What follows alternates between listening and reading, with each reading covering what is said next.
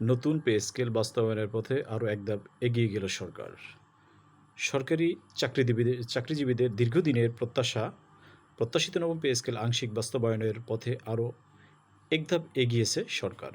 এ লক্ষ্যে আগামী 2026-27 অর্থবছরের বাজেটে প্রায় 35,000 কোটি টাকা বরাদ্দ রাখার পরিকল্পনা করা হচ্ছে। অর্থ মন্ত্রণালয় ইতিমধ্যে প্রস্তাবিত বাজেটের একটি খসড়া প্রস্তুত করেছে, যা প্রধানমন্ত্রীর সঙ্গে বৈঠকের পর চূড়ান্ত হবে। জানা গেছে, নতুন বেতন কাঠামো বাস্তবায়নে সরকার দুটি পদ্ধতি বিবেচনা করছে। একটি হলো 3 ধাপে বাস্তবায়নের পরিকল্পনা, অন্যটি পরবর্তী 2 অর্থ বছরে ধাপে ধাপে বেতন বাড়ানো। প্রথম প্রস্তাব অনুযায়ী আগামী অর্থ বছরে সরকারি কর্মচারীদের মূল বেতনের 50% পর্যন্ত বৃদ্ধি করা হতে পারে। পরবর্তী বছরে বাকি অংশ সমন্বয় করা হবে। আর বাড়ি ভাড়া ও অন্যান্য ভাতা তৃতীয় বছরে 2 ধাপে কার্যকর করার চিন্তা করছে সরকার।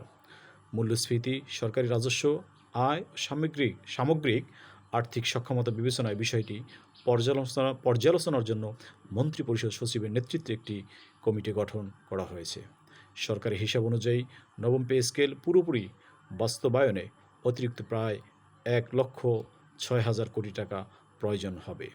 এর মধ্যে প্রায় 80,000 কোটি টাকা ব্যয় হবে কর্মচারীদের বেতন বৃদ্ধিতে, বাকি অর্থ ব্যয় হবে পেনশনভোগী ও এমপিওভুক্ত শিক্ষক কর্মচারীদের জন্য।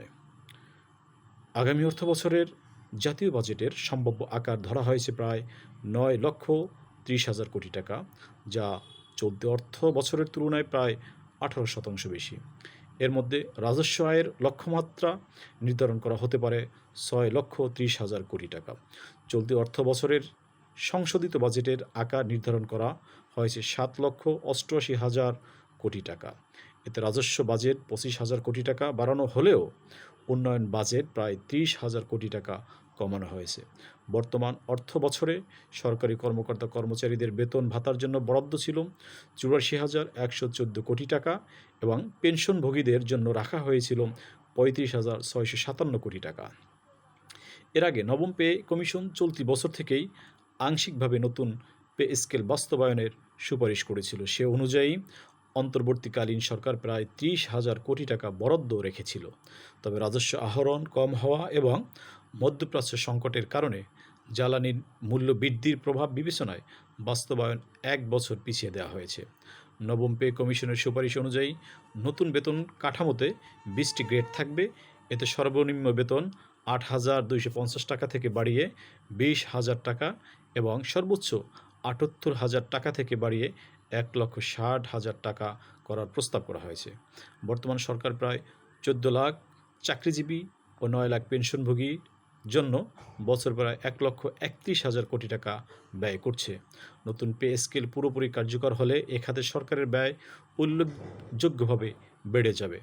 উল্লেখ্য যে সর্বশেষ 2015 সালের 8ম জাতীয় পে স্কেল 2 ধাপে বাস্তবায়ন করা হয়েছিল। ওই সময় প্রথমে মূল বেতন এবং পরের বছর বিভিন্ন ভাতা কার্যকর করা হয়।